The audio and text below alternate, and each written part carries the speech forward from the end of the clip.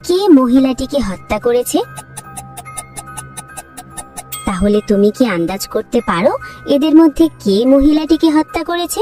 যত দ্রুত সম্ভব কমেন্টে তোমার উত্তর লেখো। দ্বিতীয় ধাঁধা, এই নম্বরগুলোর মধ্যে 48 নম্বরটি খুঁজে বার করো।